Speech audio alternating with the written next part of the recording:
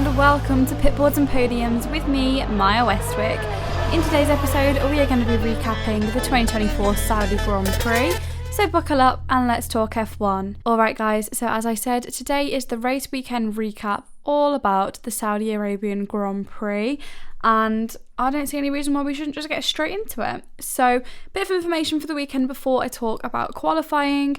Ollie Bearman, who is an 18-year-old British Formula 2 driver, stepped in for Carlos Sainz from FP3 on Friday for the rest of the weekend. Sainz was diagnosed with appendicitis and on Friday went to hospital to have surgery for that, so obviously he wasn't able to take part in the race weekend. So the young British driver, who is a member of the Ferrari Driver Academy, stepped into Sainz's seat from literally free practice 3 on Friday. He woke up on Friday thinking that he was starting the F2 race on pole, got told, nope, you're in Formula 1 this weekend, and had an hour of practice time ahead of qualifying. So he really was kind of thrown in at the deep end. Sainz did take part in FP1 and FP2, and they were managing his temperature throughout that because he literally had a fever. He is all right. The surgery went well. He was at the track on Saturday to support the Ferrari team and support Ollie Bearman. So Sainz is all good and is aiming to be back driving for Ferrari at Australia in a couple of weeks' time.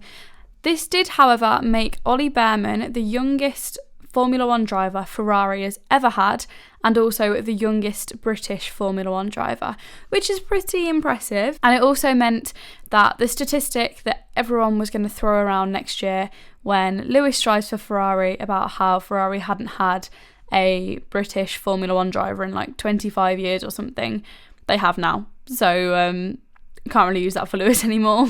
Also, something that happened in the practice sessions that did slightly affect qualifying was that Zhou Guanyu crashed in FP3. Of course, that means the team doesn't really have that much time before qualifying to try and fix the car, so that did affect his qualifying session, and I'll get onto that in a moment. So in qualifying, it was expected there would be quite heavy track evolution, so basically that means the teams were kind of expecting the best times to be set at the end of each session. Like, there wasn't really... Obviously, at a track like Jeddah, you want to get out on track and get a banker lap in just in case something was to happen that meant that qualifying was stopped, so you're not caught out and not having a lap at all. But it's not a circuit where you want to just get out, get your lap done and put your feet up, because more than likely the laps that come at the end of the session are going to be a lot faster than the laps at the start of the session. So on to qualifying itself now then. So Q1, Hülkenberg got stuck behind Sargent a little bit and called him an idiot on his team radio quite angrily, which is something that's at Jeddah is going to be a bit of a problem anyway. Traffic's always going to be a bit of a problem because, of course, it's a very, very narrow circuit. There's not a lot of space for drivers to get out of the way of other drivers who might be on flying laps, so it's very easy to get stuck behind people. Also, of course, with it being narrow and winding, you can very easily go around a corner not expecting anyone to be in front of you if you've not been communicating with your team properly, and just kind of realise slightly too late that someone's there. So that is something that the teams have to consider and be extra vigilant about in Saudi Arabia. As of 11 minutes to go in Q1, both the Mercedes had been out on the medium tyres, everybody else had gone out on softs, and the only drivers not to go out yet were the 2 Red Bull drivers, the 2 RB drivers, and Zhou Guanyu, because of course the team was still fixing his car. Something that was quite interesting that we saw with McLaren was that for both of the drivers, their second attempt on their lap was faster than their first attempt, but that was using the same tyres as their first attempt. So obviously, a lot of the time you'll expect, especially the soft tyres, you'd expect that the first lap would be the fastest, and anything after that, the tyres have already they've already been through their best conditions and they're a little bit slower now. But Piastri managed to go up to the top of the times for a little bit, actually, with a 1 minute 28.755, which was on the same tyres he used for his first lap and was faster than his first lap, despite him hitting the wall at the final corner ever so slightly. It wasn't like dramatic and span him out or anything like that, but he did actually touch the wall. He kind of like bounced off it a little bit. And Lando Norris also improved on his second attempt on the same set of soft tyres, and he was 0.05 seconds behind Piastri's improved time. So it kind of showed that was pretty much the pace of the McLarens for the weekend. So while Piastri was still topping the times with 9 minutes to go, Bearman set a time that was 0.229 seconds slower than Piastri's time. He didn't quite hit the wall at the final corner, but he was very, very tight at the wall, and his dad had quite a funny reaction in the Ferrari garage, as you would. I mean, you'd be very worried about your child racing in Jeddah, but yeah, the cameras panned to his dad right at the right time. They really did. And it's become a little bit of a meme now. So, love that for him. George Russell got a black and white flag for failing to follow the race director's instructions. That was because he crossed the white line at the pit entry, which the drivers are not allowed to do. Once you're at that point on the track, if you're on the side of going into the pits, you've got to go into the pits. If you're on the side of staying out, you've got to stay out. That's how it works in the rules. George went over it. Wasn't that deep. He got a black and white flag. Zhou came out of the pits for his first attempt at a lap, and what would of course be his only attempt at a lap, with 1 minute and 52 seconds left on the clock. So it was a bit of a squeeze for him whether he would be able to actually get round and do his outlap with enough time to actually get across the line before the checkered flag. And unfortunately, he did literally just miss out on getting to the checkered flag. He was a couple of seconds off being able to set a qualifying lap because the team worked really hard to try and get the car fixed in time, and literally 5 seconds earlier he would have got it. That of course meant that he was not able to set a qualifying time at all, so the stewards had to allow him to take part in the race because of course he didn't complete a lap. So with the 107% rule, he did not have a time within 107% because he didn't set a representative time. And when everyone went out for their final attempts, the Mercedes went out on the soft tyres because the times that they set on their medium tyres would have put them out of Q1. They would not have got through to Q2. So I understand why they did it. You know, they wanted to gamble and see if they were fast enough on the mediums to be able to save a set of softs, but they were not. Stroll did a very, very, very good lap, and he went P2 0.079 seconds behind Verstappen's lap time, which ended up topping the session, which was a 1 minute 28.171 second lap. And then Bearman ended up going through into Q2 in P9, 0.813 seconds behind Verstappen, and he was also behind Stroll, Leclerc, Perez, Alonso, Russell, Piastri and Norris. So he's ahead of like over half the grid still, which is very, very good. I know he's in Ferrari, but still, he's literally a Formula 2 driver. And the 5 drivers that were out in Q1 were Valtteri Bottas, who was 0.072 seconds off the cutoff, Esteban Ocon 0.368 seconds off, Pierre Gasly 0.372 seconds off. So again, in terms of pace, that is pretty much where the Alpines were at because they were very evenly matched. Logan Sargent 0.419 seconds off, and then of course Zhou Guanyu, who didn't set a time. Q2 was also topped by Max Verstappen with a time of 1 minute 28.033 seconds. Q2 did, however, get red flagged midway through. That was because Nico Hülkenberg stopped at turn 8. He said that he was losing power and was told to switch off the car, and then it was very, very strange. It was incredibly slow for even a yellow flag to come out.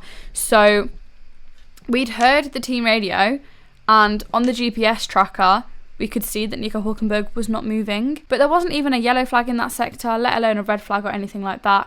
So it was a bit of a strange one. And once the shots of him were finally broadcast, then there was a yellow flag that came out, and then immediately afterwards a red flag came out with 10 minutes and 58 seconds left on the clock.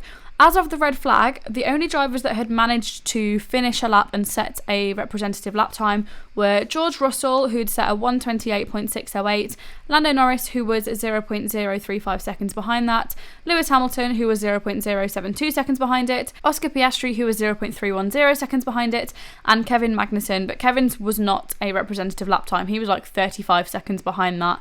So that was obviously just that he'd completed an out lap. Nobody else had finished a lap. On his first attempt after the red flag period, Ollie Bearman had to abort his lap. He'd made a couple of mistakes early on in the lap, and it wasn't worth him trying to carry on and salvage something. So he went into the pits and got another fresh set of soft tyres, because he was on a fresh set on the lap that he aborted. And then he set a time of 1 minute 28.915 seconds, which put him in P11 and meant that he would have to go out again. Hamilton set a time of 1 minute 28.606 seconds, putting him in P10, and he said on his team radio that he couldn't improve, there's just no grip at all. And it's also very worth noting that Yuki Tsunoda's lap time in Q2 was 0.461 seconds faster than Daniel Ricciardo's, and that meant that Yuki got through to Q3 in P8 and Daniel Ricciardo was eliminated from qualifying down in P14. So the 5 drivers who were out in Q2 were Ollie Bearman in P11. He set a time of 1 minute 28.642 seconds, which was an incredible effort. He was ahead of just under half of the grid in qualifying, and he was only 0.036 seconds off of Sir Lewis Hamilton's lap time, which was, of course, the time that he would have had to have beaten to get into Q3. And if he'd done that, he would have got into Q3 by knocking a 7-time world champion out of it. So he should be incredibly proud of himself for that. He had an incredible weekend, just all round. He really, really did. And he was disappointed with himself that he hadn't got into Q3. And everyone was like, you've literally are just hundredths of a second off of a 7-time world champion. That's incredible. We then had Alex Albon out, so he would be starting the race in P12. He was 0.374 seconds behind. Kevin Magnussen P13, 0.414 seconds behind. Daniel Ricciardo P14, 0.419 seconds behind Lewis Hamilton's time. And then of course Nico Hülkenberg would be starting in P15 because he wasn't able to complete a lap in Q2 due to his car losing its power. On to Q3. Q3 once again was topped by Max Verstappen. He set a time of 1 minute 27.472 seconds, and that was also on his first lap attempt of the session. So the order after the first attempts at laps went Verstappen, Perez, Alonso, Leclerc, Russell, Piastri, Norris, Stroll, Hamilton, Tsunoda, and then the eventual qualifying order after people went out and tried again was Max Verstappen on pole, Leclerc P2 0.319 seconds behind, Perez P3 0.335 seconds behind, Alonso P4 0.374 seconds behind, Piastri P5 0.617 seconds behind, Norris P6 0.660 seconds behind, Russell P7 0.844 seconds behind, Hamilton P8 0.988 seconds behind, Tsunoda P9 1.075 seconds behind, and Stroll P10 1.1 seconds behind Verstappen. And the last couple of bits that I wanted to say about qualifying was just a few bits of information. So the 107% time for this session was 1 minute 34.342 seconds. So of course, if anybody had set a lap in Q1 slower than that, then they would have had to have permission from the stewards to take part in the race. And of course, Zhou Guanyu had to have permission because he hadn't set a lap time. And the maximum lap time delta, so the way that they're trying to police people slowing down too much on track that they started doing last year for the Saudi Arabian Grand Prix this year, was 1 minute and 50 seconds. So a couple of drivers did get investigated with that, but nobody got any penalties. So in Q1 and Q2, Ollie Bearman was investigated and cleared of both of those. And also in Q3, Sergio Perez was investigated as well, and he once again was cleared. So the two of them both had reasons for having driven slower than that in those occasions. After qualifying to the media, I think it's worth noting as well, Lando Norris said that they were very slow on the straights. They did well in like the high speed section, so like sector 1 through all the high speed corners they did well, but actually on the straights they were very, very slow. They didn't seem to have any straight line speed, and he joked that the only way he would be able to get past people in the race was to jump the start, and I'm going to talk about this in a minute. But also afterwards, Zach Brown, the CEO of McLaren, was very, very positive, saying that they're chasing podiums. So it was two different messages coming from the McLaren camp there. And obviously Lando tends to be more on the pessimistic side in terms of performance and potential performance and things like that. But it was very odd that publicly there was two completely different messages coming out of McLaren. Normally they're quite unified in terms of like PR. So moving on to the race, and I'm going to talk about Lando in just a second. Just a couple of notes before the race start. One of them does involve Lando. So during the releases from the pits, so like to go out onto the formation laps, Tsunoda was released into the path of Lando Norris, and then that was looked at for a potential unsafe release because Lando had to absolutely slam his brakes on, and they did nearly crash before the race even started. It's worth noting that the start tyres for everybody, so it's worth noting the start tyres for everyone as well, because obviously that influenced tyre strategy. So Oliver Bearman and Valtteri Bottas both started on the soft tyres. Bearman was on the only set of softs that he did not use in qualifying, and everybody else on the grid was on medium tyres. And on the formation lap, Gasly said on his team radio that he had a gearbox problem. And then at the race start, Lando Norris appeared to jump the start. He went before the lights went out, slammed the brakes on, and then went again. So it actually hindered him more than it would have helped him. It was deemed that no further investigation was necessary, controversially, because like, a lot of people believed that he should have been penalised for that. Obviously we've seen in the past that you can move within your pit box technically.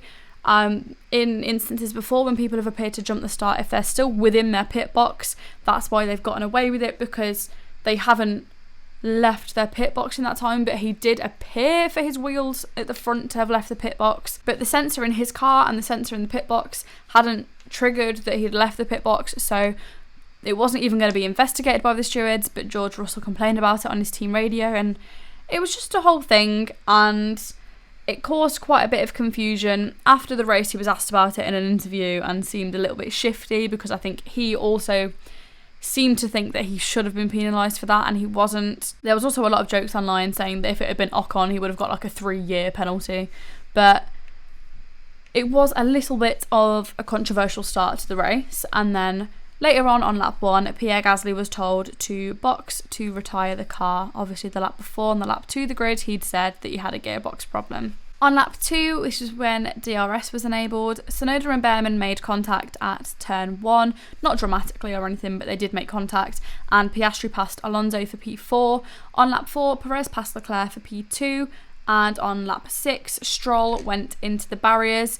He said he was okay on his team radio, and there was a yellow flag in sectors 2 and 3, so he'd touched the wall with his front left tyre going into turn 21, I want to say it was, 21, 22, which broke his front suspension and steering and sent him straight into the wall ahead of him at 22. And afterwards, this was not broadcast on air, afterwards we heard quite a sassy team radio from him, which was quite funny. He went on his team radio and said that he'd hit the wall, and his engineer went, okay, can you bring it back? And he was like, no, I'm in the fucking wall. He was just so sassy, and it was very funny. I enjoyed it. On lap 7, as a result of Stroll crashing on lap 6, the safety car was deployed, and the only drivers who did not pit under the safety car were Lando Norris, Lewis Hamilton, Nico Hülkenberg and Zhou Guanyu, so they respectively ended up in P1, 3, 8 and 10 after everyone had made their pit stops.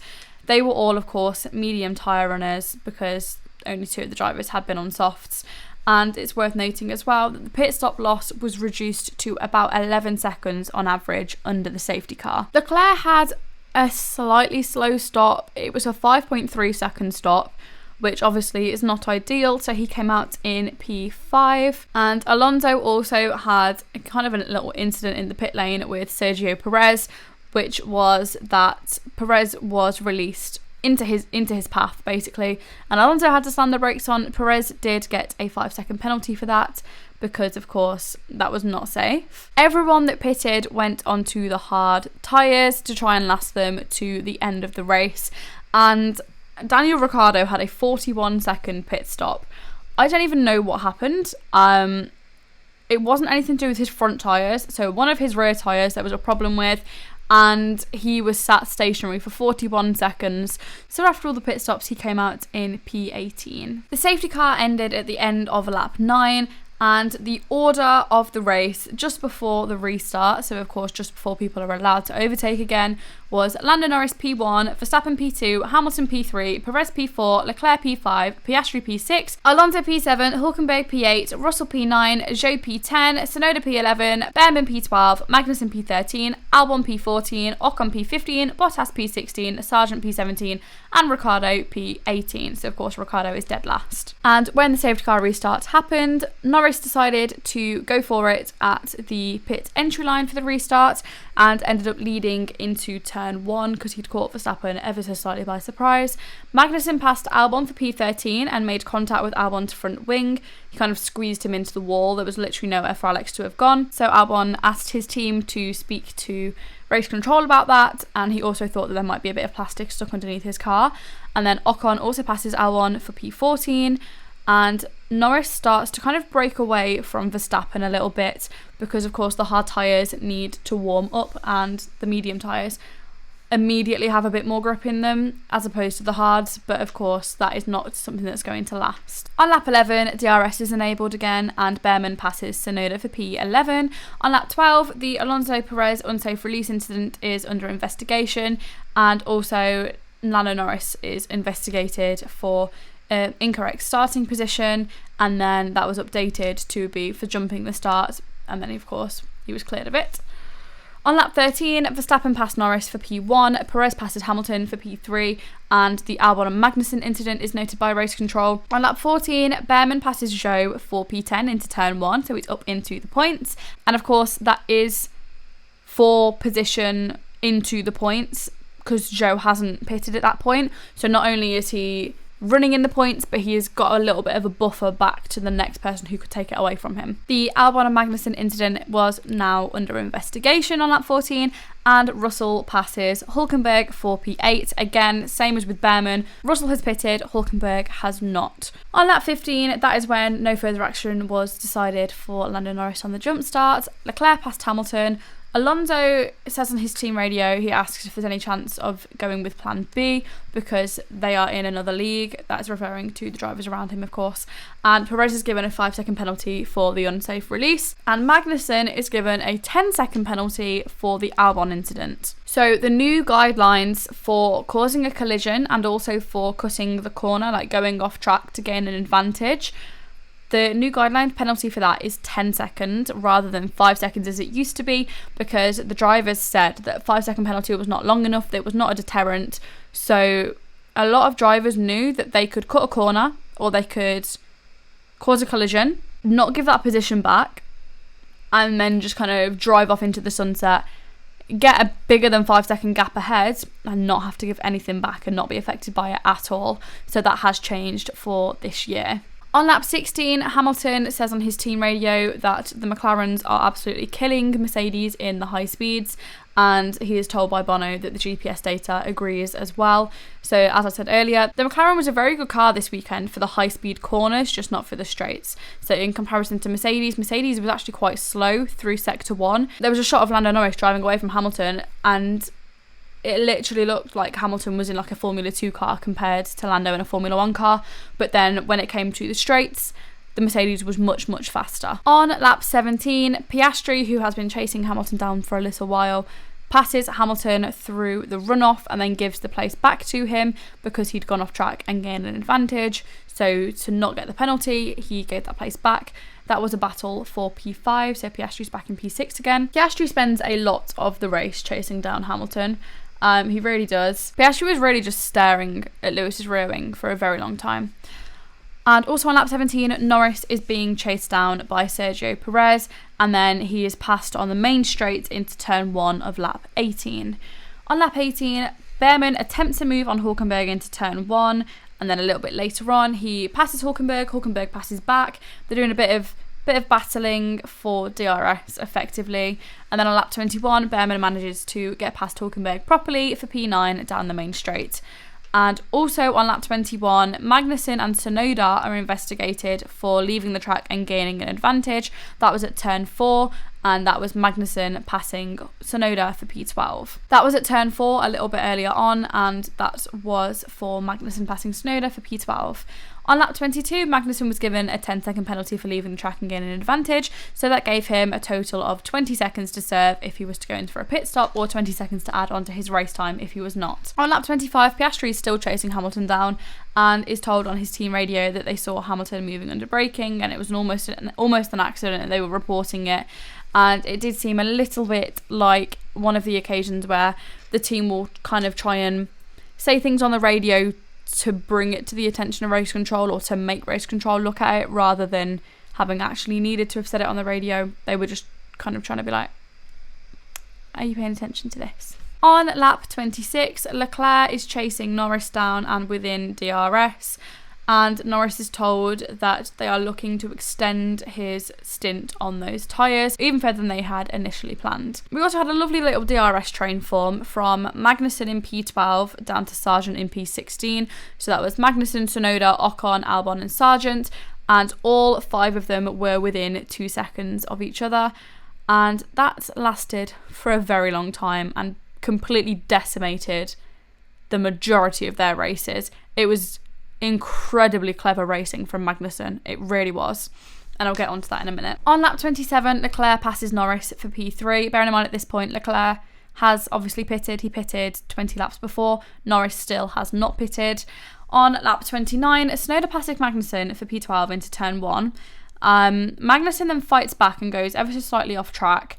And Tsunoda then loses his place to Ocon and ends up down in P14. So he's gone from being P13 to passing Magnussen and going up to P12 to losing a place to Ocon in turn 1 and going down to P14, all in one kind of manoeuvre. And then the team radios after that were quite funny. Tsunoda on his team radio said that it was really dangerous driving from Magnussen, and then on Magnussen's team radio he was told, absolutely brilliant Kev, keep at it. And he was basically building a gap to allow Hülkenberg to pit. Of course, Hülkenberg did not pit into the safety car, so he's not pitted yet. He's building a gap and holding everyone up behind him so that there's enough of a distance between himself and Hülkenberg that Hülkenberg can pit, come out ahead of Magnussen, and remain in the points. It was very clever from Haas. Like, the strategy of it, incredible. I really respect it.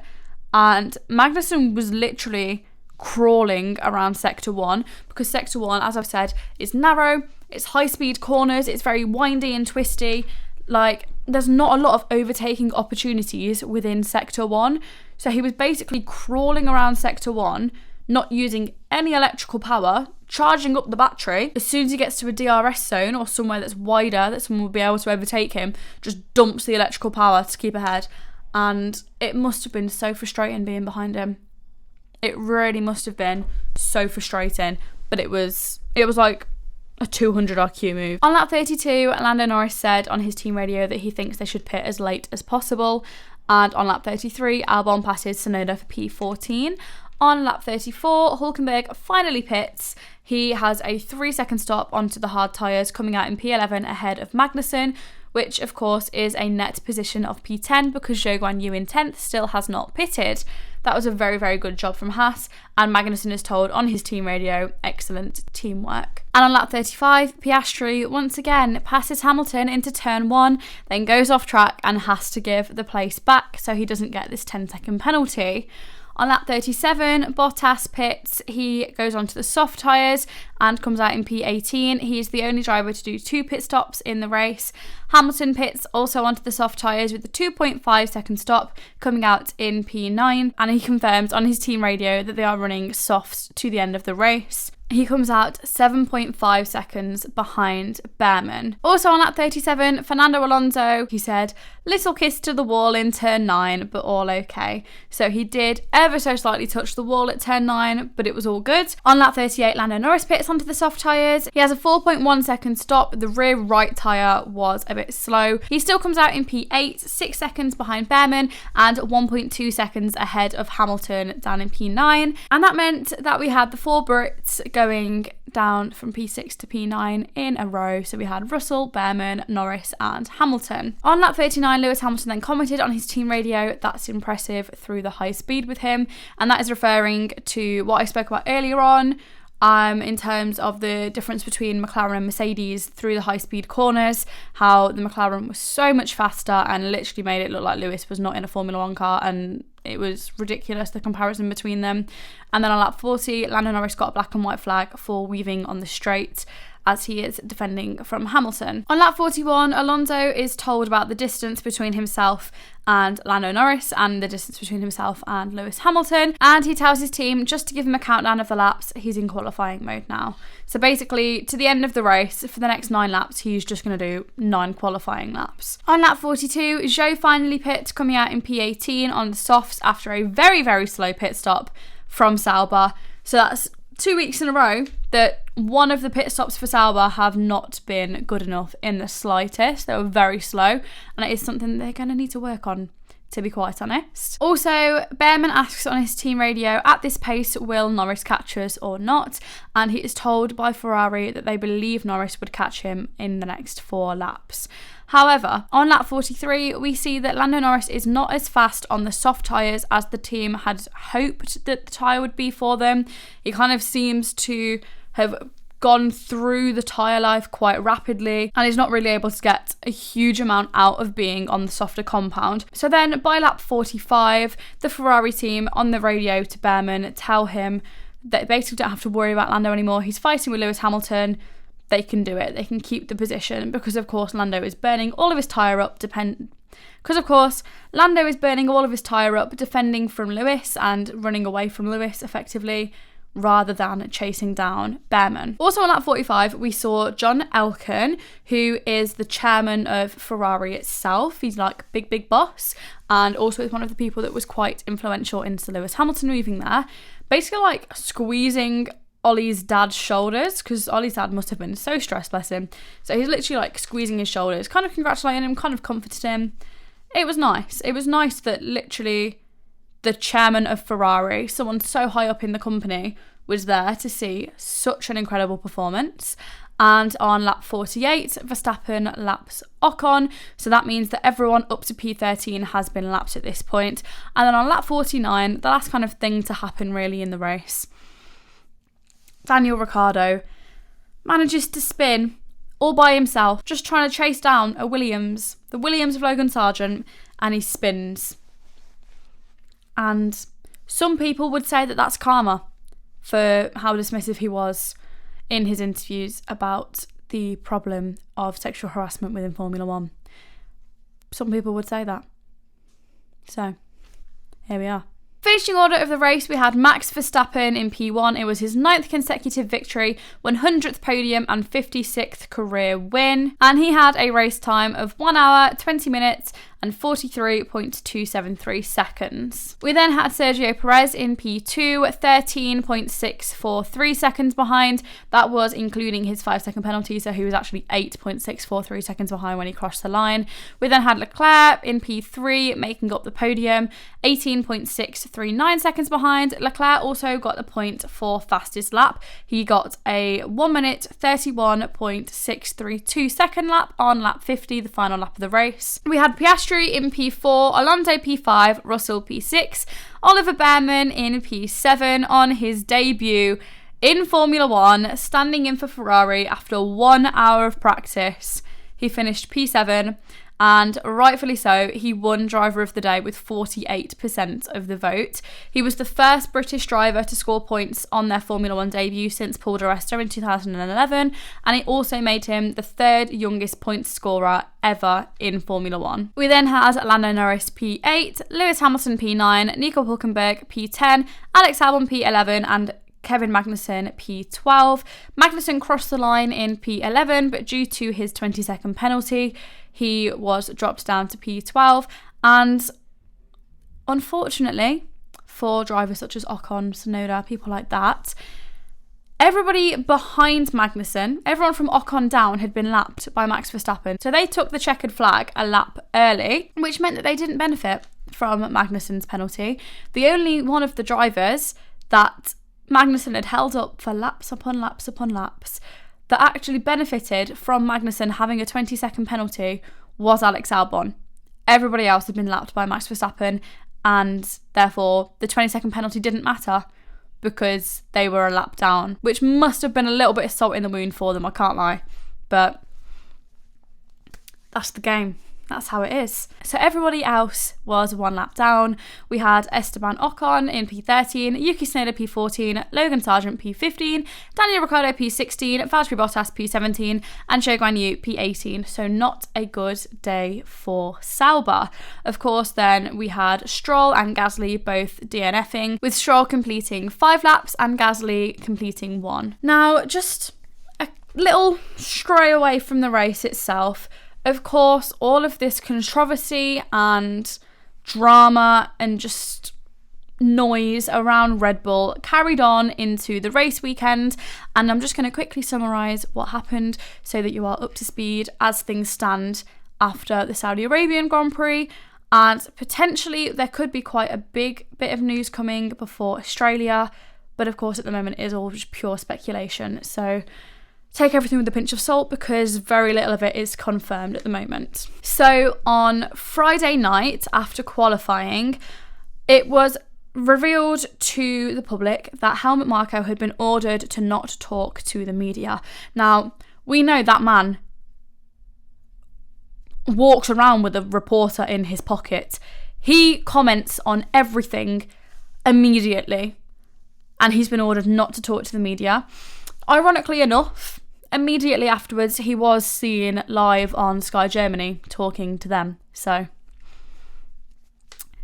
didn't really work out, but he had been told he was not allowed to talk to the media, and if he was to talk to the media, he would risk being suspended from Red Bull. Of course, as well, it's worth remembering he is not employed by Red Bull Racing. He is employed by Red Bull, the company. He's employed by Red Bull GmbH, based in Austria, the 49% owners of Red Bull.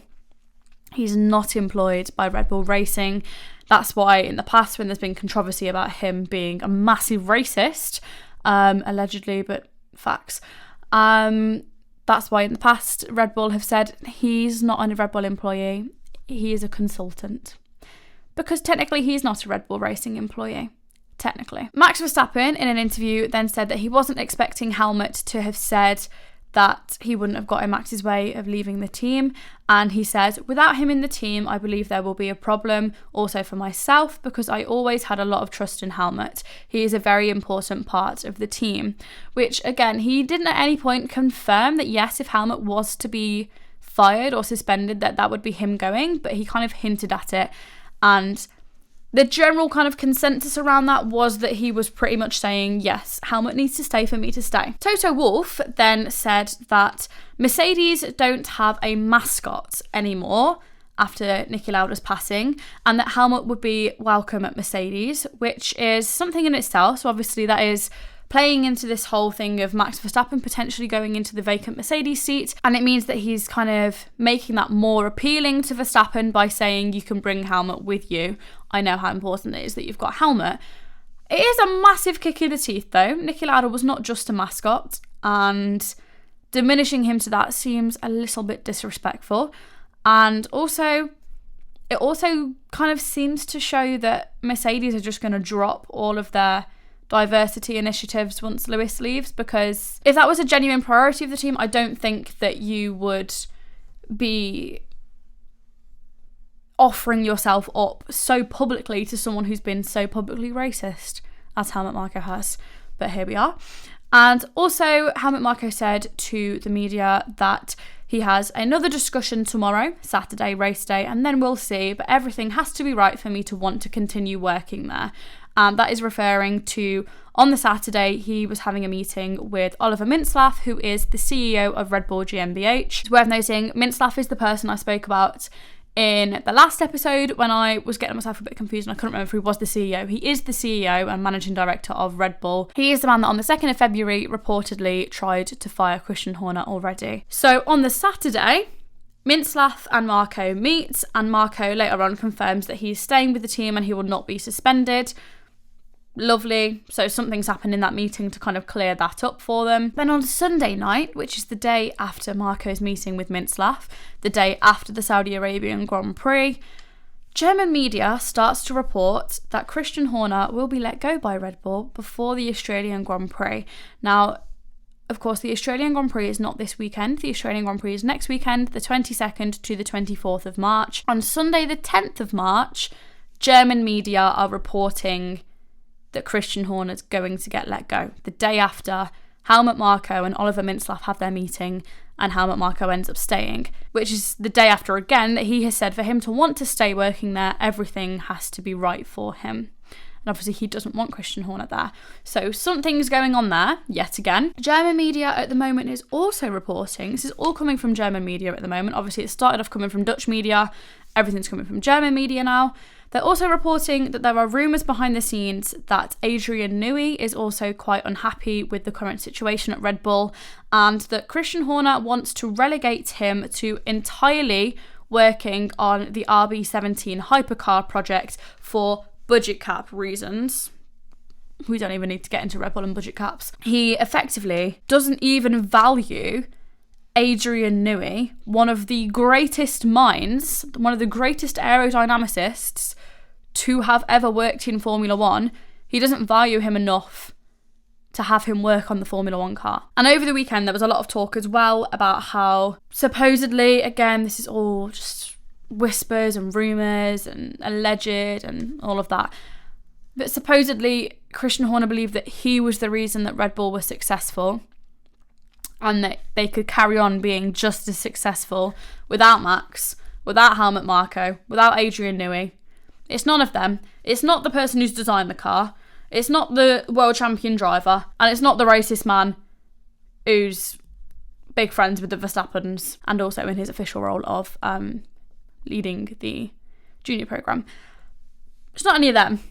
It is Christian Horner that is the reason Red Bull is successful. Make of that what you will.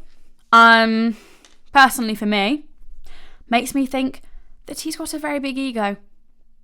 Because, as he has said before, as he has literally said about Lewis Hamilton, no one person's bigger than the team. No one person is bigger than the team. But apparently, that's where we're at. But again, I don't know. Maybe he hasn't said that. Maybe he hasn't. Maybe it's all a load of rubbish that's come out of some random person in the media saying rubbish. Who knows? It could very well be that this time next week we are greeted with the news that Red Bull no longer have their team principal. So that's something to keep an eye on. But that is everything that kind of happened over this weekend, so that you're up to date with what's going on as of now, as of just after the Saudi Grand Prix. That is everything that I was going to talk about from the Saudi Arabian race weekend recap. I hope you enjoyed the podcast. If you did, please let me know. Like, rate, comment, subscribe, share the podcast. I would really, really appreciate it. Come and follow me over on the Pitboards and Podiums TikTok. It's literally Pitboards and Podiums, all one word. Follow me over there. There's going to be lots more content coming on there very, very soon. And I'm very excited for this little community that we're building, and things are kind of slowly growing and forming together, and it is gorgeous. I'm really enjoying it. So thank you very, very much for listening. I will see you very soon with some more episodes. I've got plenty of driver profiles coming out in the next couple of weeks for you, so you can get your teeth sunk into them. The next two teams that are going to be covered within the driver profiles are RB and Aston Martin. So do keep an eye out for those. Thank you very, very much for listening. If you enjoyed this again, do let me know. I will see you very soon with another episode. And yeah, bye!